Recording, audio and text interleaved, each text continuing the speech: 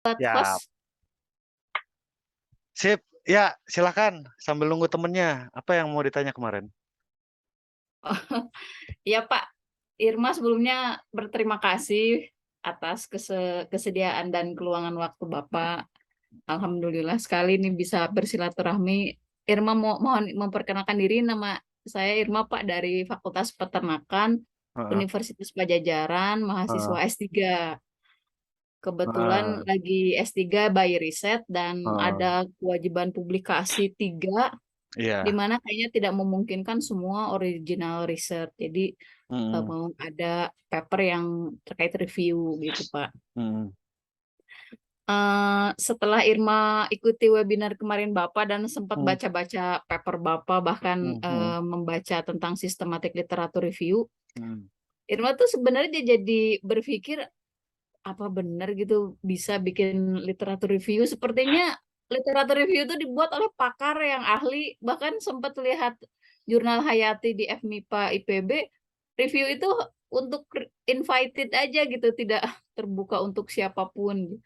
Jadi di situ Hmm. Irma tuh berpikir Review gini ulang. ya. Review itu bergantung jurnal. Ada jurnal yang dia tidak mau menerbitkan review sama sekali. Ada jurnal yang dia menerima segala bentuk tulisan. Ada juga yang bisa menerbitkan literatur review, tapi harus mengontak dulu editornya untuk di-invite itu ada. Jadi itu tidak terkait dengan apa? Bukan bukan karena susah, itu karena skop jurnalnya gitu.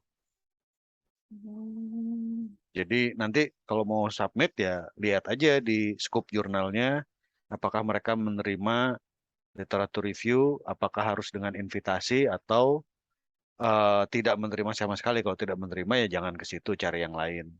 Kalau menerima dengan invitasi ya kita kontak editornya dulu. Kalau misalkan dia menerima ya langsung dikirim aja gitu sih. Bukan masalah sulit itu.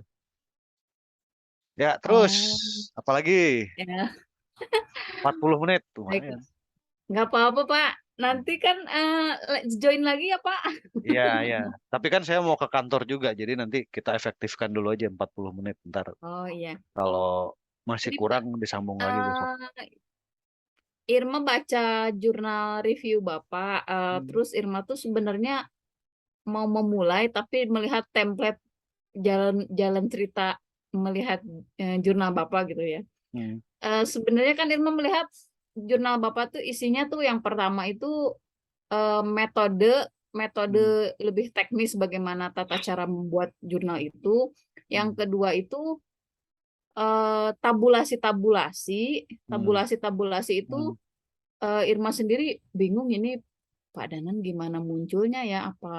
Apakah dari manual atau dari reference manager keluar secara otomatis gitu? Gini, kalau masalah tabulasi, kolom-kolomnya ya, grup-grupnya, itu satu, kita lihat literatur review sebelumnya. Bagaimana literatur review sebelumnya mengelompokkan paper yang sudah diterbitkan.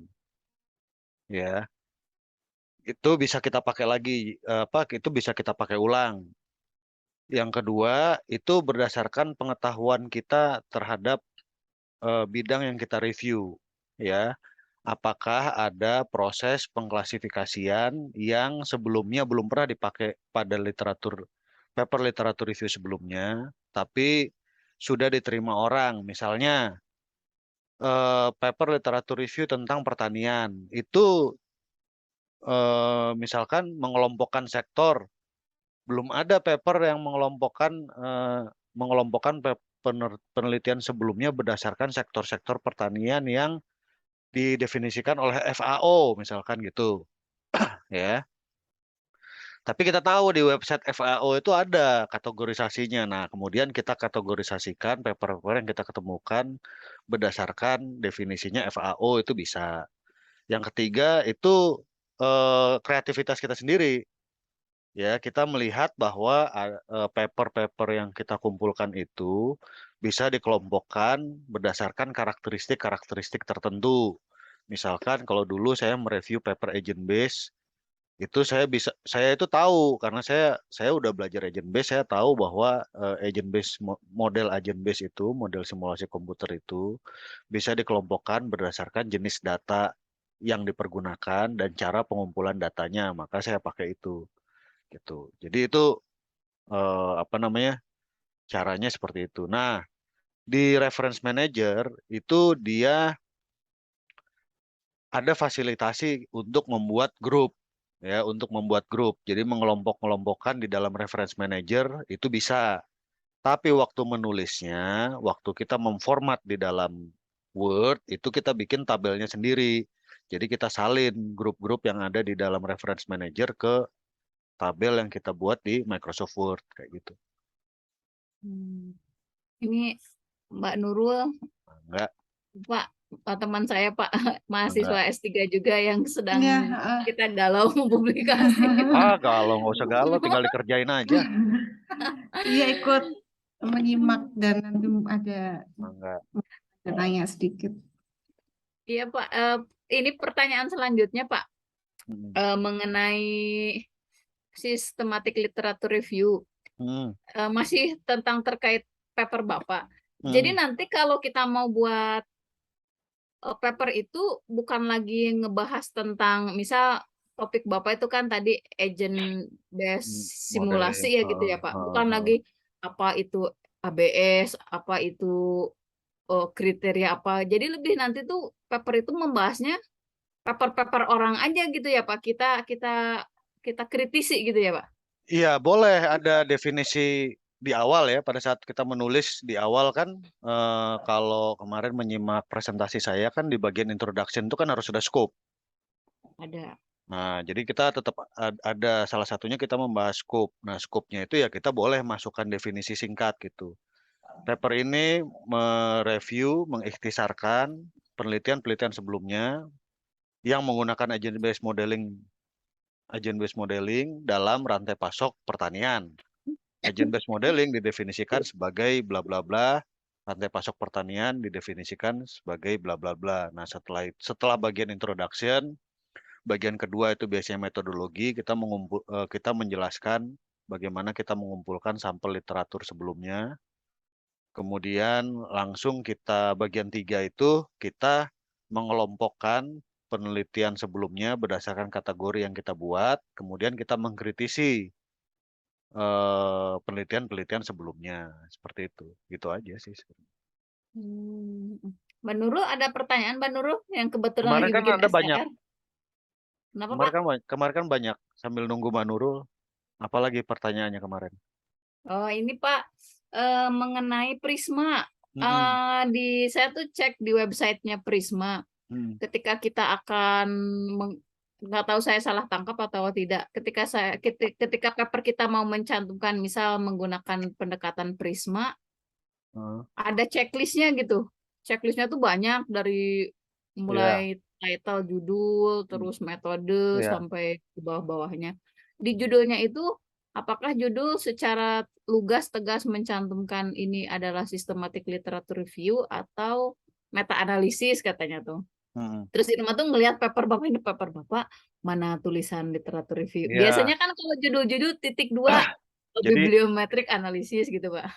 Jadi gini, yang pertama ya, kan di Prisma itu kan dia ada dua bagian ya di websitenya itu. Yang pertama itu adalah Prisma Flowchart. Prisma Flowchart itu atau Prisma proses diagram itu menggambarkan proses untuk melakukan systematic literature review menggunakan framework Prisma. Yang kedua itu ada Prisma Checklist. Prisma Checklist itu adalah sebenarnya guidance ketika kita menulisnya. Nah, guidance itu waktu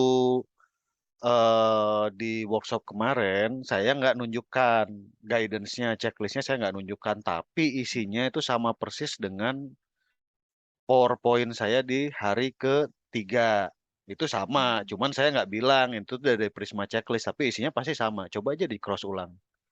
Hmm. Itu ya, di cross ulang pointer-pointernya dari mulai introduction-nya, semua yang ada di Prisma checklist itu juga saya sebutkan di bagian introduction, kemudian di bagian metodologi yang ada di Prisma Checklist juga saya di bagian section keduanya juga disebutkan gitu. Memang saya nggak secara eksplisit ngomong ini itu diambil dari Prisma Checklist, atau saya tidak eksplisit ngomong bahwa ketika menulis ikutilah Prisma Checklist. Kenapa? Karena Prisma Checklist itu sendiri itu kan cuman saran bagaimana menuliskannya gitu. Bagaimana menuliskannya. Bisa diikuti, bisa enggak gitu. Terus yang kedua systematic literature review sama meta analisis. Systematic literature review sama meta analisis itu literature review sama meta analisis itu berbeda. Kalau literature review itu hanya sekedar mengikhtisarkan paper. Kalau meta analisis itu dia harus menggabungkan secara statistik data yang ada di paper-paper sebelumnya. Nah, itu tuh di cover di hari pertama gitu. Jadi itu dua hal yang berbeda. Terus di judul harus ditulis atau enggak ya? Enggak. Judul itu yang penting eye catching aja dan merepresentasikan apa yang kita tulis di dalamnya gitu. Enggak mesti gitu. Cuman Nggak kalau mesti. iya enggak mesti. Cuman kata yang mendevelop Prisma lebih gampang kalau misalkan di judulnya itu disebutkan secara eksplisit gitu. Tapi kebanyakan orang juga nggak nyebutkan gitu. Gitu. Itu Mbak mungkin ya. Nurul, ada pertanyaan Mbak Nurul? Saya masih banyak, silakan Mbak Nurul dulu. Ya, terima kasih Pak atas kesempatannya diajak sama Mbak Irma bisa tanya-tanya dan diskusi dengan Bapak gitu.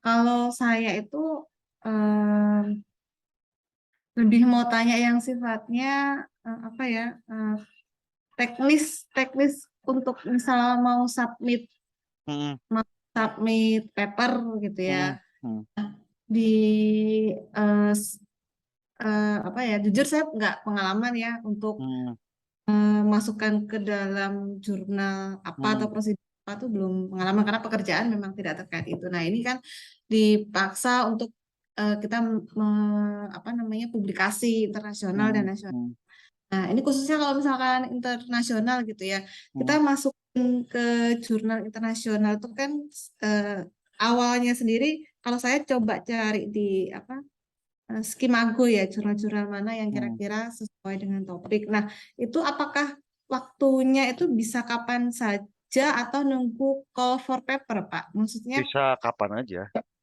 kapan saja ya? kapan aja. Itu akan diterima sama editor kan ya untuk Iya, di.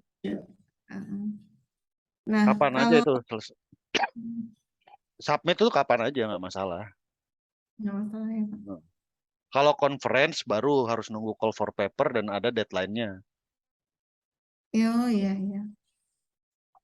Nah, terus kalau misalnya eh di apa kan di apa namanya, eh, masuk ke link web jurnalnya tersebut. Nah, itu kalau seandainya kita udah coba ngikutin prosedurnya dan submit terus Hmm. tidak ada jawaban dari editornya, itu apa kita anggap kita apa bisa coba ke jurnal lain nggak sih, Pak? Maksudnya Nggak boleh. secara Jadi kalau kita sudah submit ke satu, kita tunggu sampai keputusan itu diterima atau ditolak.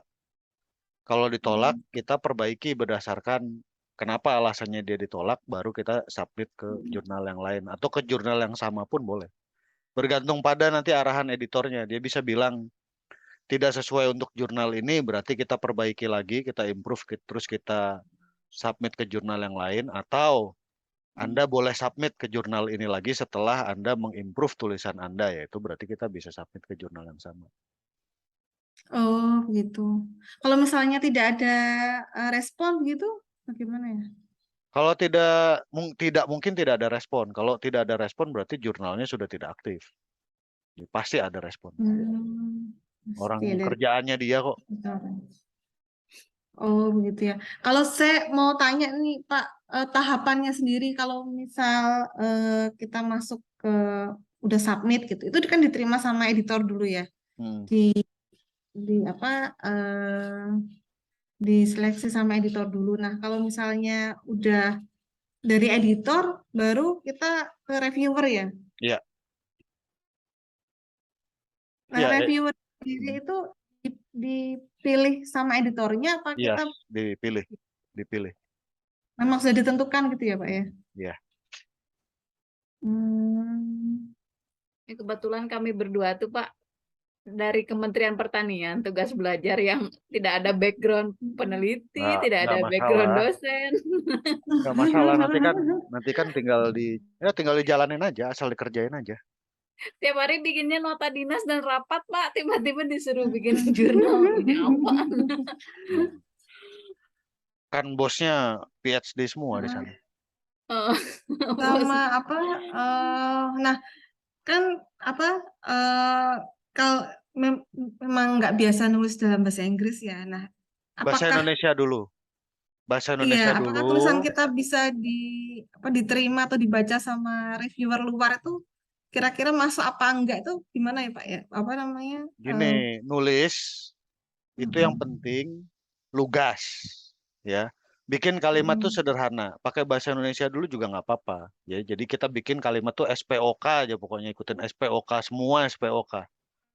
Jangan bikin kalimat yang kompleks dan panjang. Nah, nulis pakai bahasa Indonesia dulu nggak masalah.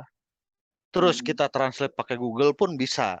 Jadi translasi Google itu dia bagus ketika bahasa asli masukannya bagus. Mm-mm. Nah, udah ditranslate, baru kita minta tolong orang untuk baca apakah orang mengerti atau tidak. Yang penting jangan nulis kompleks. Jangan nulis kalimat yang panjang. Nulis Oh kalimat ya. yang sederhana, yang paling sederhana. Mm-mm. Gitu. Jadi jurnal itu dinilai berdasarkan satu strukturnya, apakah masuk logika atau enggak, ceritanya dari awal sampai akhir itu masuk logika atau enggak. Dua, kalimatnya bisa dimengerti atau tidak. Oh ya baik. Apa namanya? Setelah itu baru kontennya dia ada kontribusi originalnya atau enggak. Itu aja.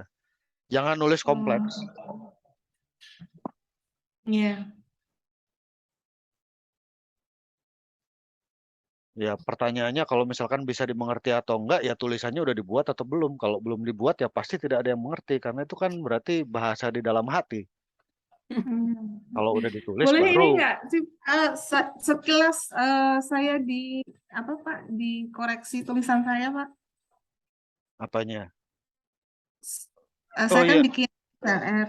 Kalau Hmm. boleh apa di apa namanya kalau ada koreksi atau Ya, ada boleh-boleh aja. Kalau misalkan nanti apa namanya ada yang punya tulisan gitu, pengen bantu dibacakan gitu ya, boleh aja. saya share Tapi screen sekarang atau gimana Pak? Boleh? oh nggak bisa.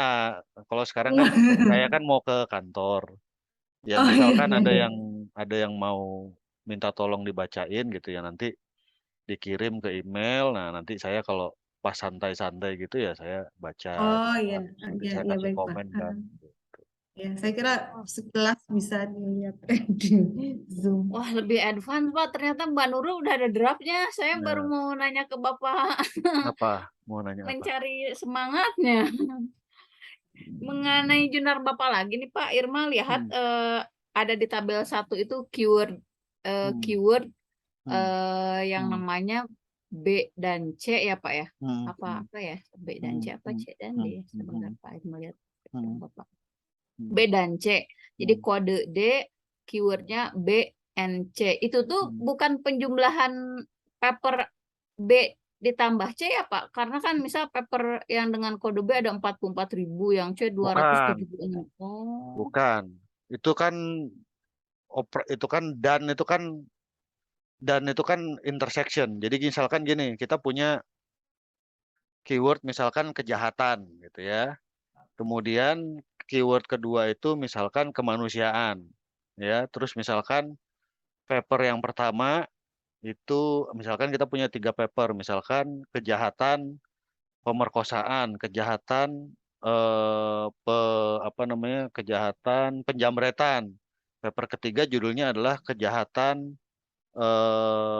apa namanya, korupsi, itu melanggar peri kemanusiaan. Nah, kalau kalau jumlah yang keyword kejahatan itu ada 3, jumlah yang kemanusiaan itu ada 1. Kalau jumlah kejahatan dan kemanusiaan ada 1 karena 2 paper yang pertama tidak mengandung kata kemanusiaan. Gitu. Jadi bukan dijumlahkan, bukan. Bukan 3 tambah 1 jadi 4, bukan. Ya, paham.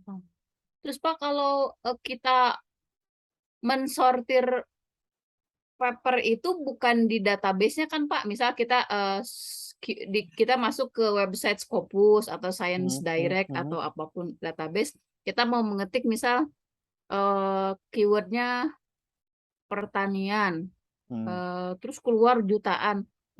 Padahal yang kita inginkan tuh nggak judul itu semua, kita klik-klik aja gitu Pak yang sesuai judul kita. Apa nanti di reference manager kita sortir ya? Enggak, gini. Menggabungkan keyword itu di database-nya. Ya. Yang di-download itu yang sudah digabung-gabungkan. Itu yang di-download file list-nya semua. Jangan dipilih. Jangan dipilih di database-nya. Ya, tidak boleh kita kita mengklik hanya yang menurut kita relevan Sesuai. saja. Jadi setelah kita gabungkan semua keywordnya, itu semua kita download. Kenapa? Karena semua kita download, semua kita masukkan ke reference manager, kita processing selanjutnya di reference manager. Di reference manager itu kita menghilangkan semua yang duplicate ya, yang data ganda. Kemudian kita juga menyeleksi yang tidak ada PDF-nya, kita menyeleksi yang judulnya tidak relevan, kita menyeleksi yang tipe publikasinya tidak relevan. Itu kita buang di situ. Berarti database itu kita panen aja apa adanya Ya, sesuai panen aja. keyword kita ya. Betul. Processingnya di reference Di manager. reference manager. Jadi setelah Terus, kita Pak, punya, setelah semua keyword kita gabungkan, kita ambil semua. Mengenai ini Pak, pengoperasian reference manager, misal EndNote gitu Pak. Irma tuh sempat kebingungan mengoperasikannya. Irma kan sudah ada mengetik keyword di Scopus, Science Direct, terus membuat grup-grup berdasarkan nama database-nya Science Direct dapat segini. Terus Irma gabung, terus kan ketemu ada duplikat jurnal gitu Pak, dibuang. Tapi kalau misal beda hari Irma itu mau baca-baca tentang jurnal, itu tuh ketika ditambahkan ke EndNote, dia kan nge-import otomatis. Akhirnya dia masuk, aduh yang mana yang tadi duplikat, mana yang ini ya, apakah kita itu bisa menggunakan EndNote? Nggak boleh menggunakan EndNote untuk baca-baca Nggak lagi masuk selain akal. luar ya? Nggak dong, nggak masuk akal. Itu nggak ngerti saya kenapa. Diimport lagi gimana maksudnya? Misal kita kan udah mengolah data nih Pak, mengolah data jurnal database.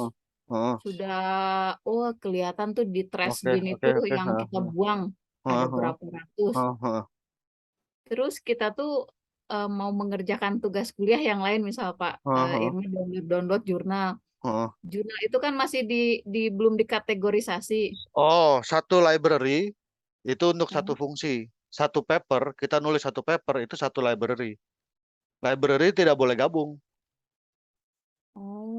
Jadi misalkan Mbak Irma nih, ada kuliah misalkan metodologi penelitian. Sementara sedang mengerjakan juga menulis paper. Library yang digunakan untuk kuliah metodologi penelitian itu harus berbeda dengan yang dipakai untuk menulis suatu paper. Gitu. Dua Jangan library. digabung berarti ya Pak ya. Nggak bisa. Karena Saya aduh kacau Pak dari kemarin. Aduh ini gimana? Karena penggunaannya kan beda. Mengerti. Mbak Nurul ada lagi, Mbak Nurul? Ini apa? Ini ada cerita beberapa teman yang coba masukin jurnal internasional gitu ya Pak. Nah, tapi jurnalnya itu ternyata nggak ada review, nggak direview gitu loh, tapi bisa langsung Abal-abal. Jurnal tidak direview. Jurnal tidak direview pasti abal-abal dan pasti akan segera hilang. masuk ke Scopus itu, masuk ke Nggak masalah, doesn't matter. Scopus itu jadi cuma mengindeks. Ya, Hmm. ingat gini, kualitas suatu jurnal itu ditentukan satu dari reputasinya, berapa banyak orang yang menggunakan jurnal tersebut sebagai rujukan. Dua, sustainability-nya. Sudah berapa lama jurnal tersebut dipublikasikan. Jurnal yang bagus pasti sustain. Jurnal Nature itu sudah dari tahun 1900 sekian, itu udah ada. Physical review, ya, ilmu fisika itu udah dari tahun 1900 awal-awal juga dia juga sudah ada. Kemudian berapa orang yang dia membacanya. Nah, Scopus itu dia cuman mengindeks itu mendaftar apa yang jurnal apa yang sedang beredar sekarang. Itu. Ya, Oh, tidak menunjukkan apakah jurnal tersebut itu berkualitas atau tidak gitu.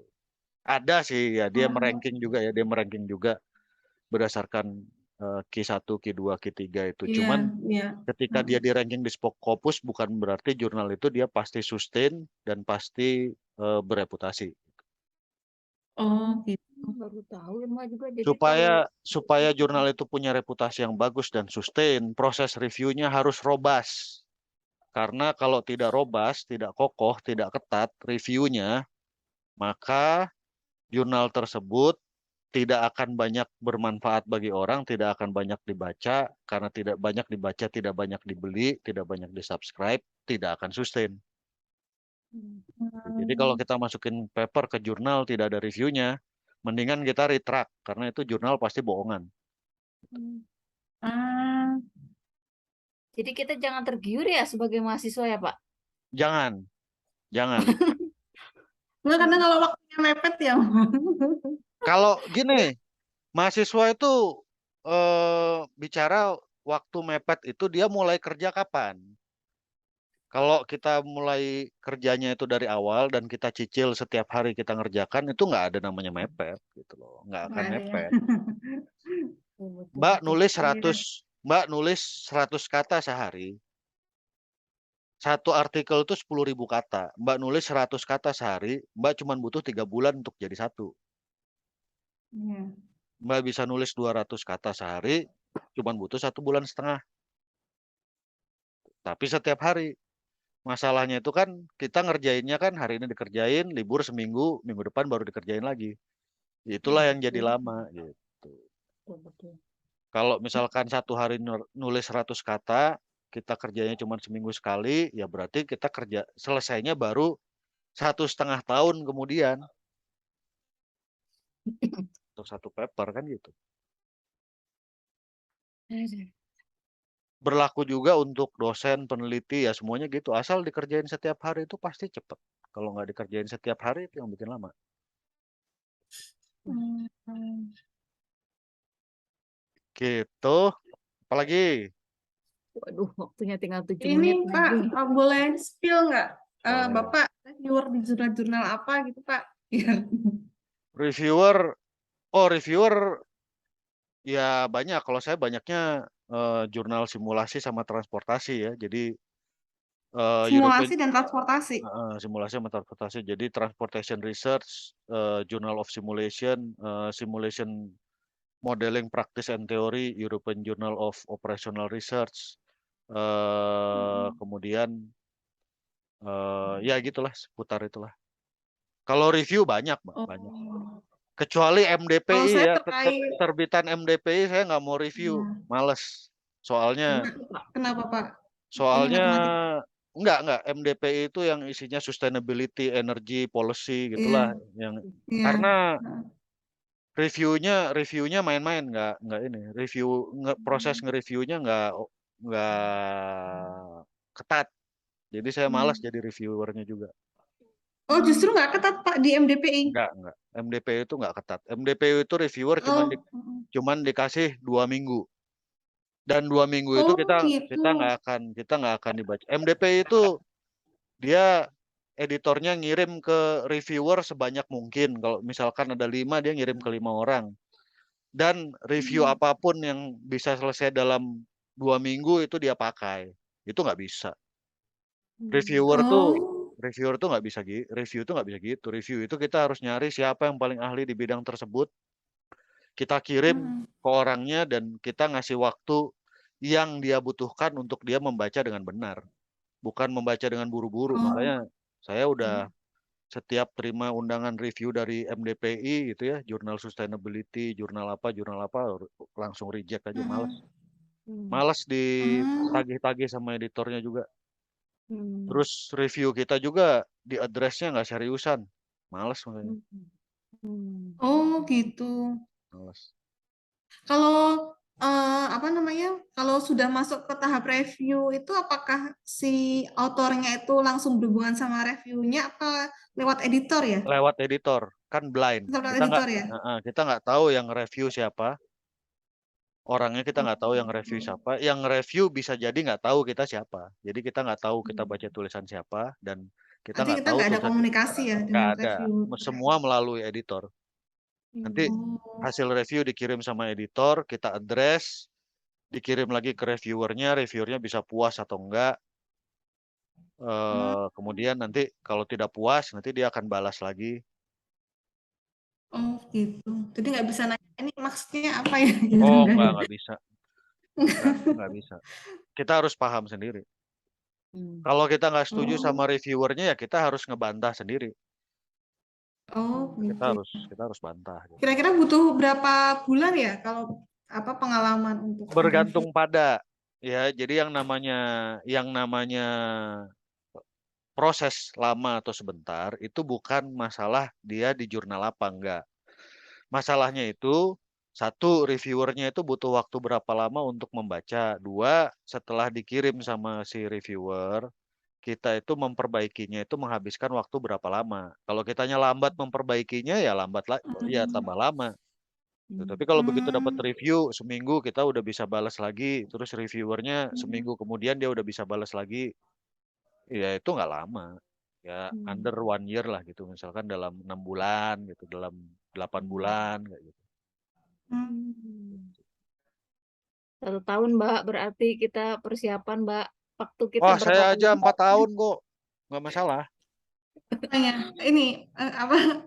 Dari mulai submit, saya Iya, dari mulai submit sampai dengan publish itu rata-rata itu 2 tahun ya. Kalau di rata-rata semua paper saya itu ya, semua paper saya yang internasional dari mulai submit sampai dengan publish itu rata-rata 2 tahun ya. Ada yang setahun, ada yang 3 tahun, ada yang 4 tahun, ada yang 2 tahun setengah dan macam-macam. Gitu. Tapi itu bukan karena jurnalnya, itu tuh karena memang kita kan harus memasukkan proses menulis itu di sela-sela kesibukan kita. Itulah yang bikin lama, gitu loh. hmm. Dikerjakan setiap hari, tapi kan misalkan satu hari mungkin saya cuma bisa nulis mungkin 200 kata, ya, memperbaiki itu mungkin cuma 200 kata. Dicicil kan 200 kata ya, makanya jadi lama. Terus reviewnya juga kan Oh, bolak-balik. Review putaran pertama masih ada keberatan. Review putaran kedua masih ada keberatan. Review putaran ketiga masih ada keberatan dan seterusnya gitu. Itu yang Berarti kalau bikin lama. waktu sekolah S3 kita tinggal 1 sampai 2 tahun lagi, tahun ini merupakan tahun kritis ya, Pak, untuk memulai dan S3 itu ya dari tahun pertama itu udah kritis.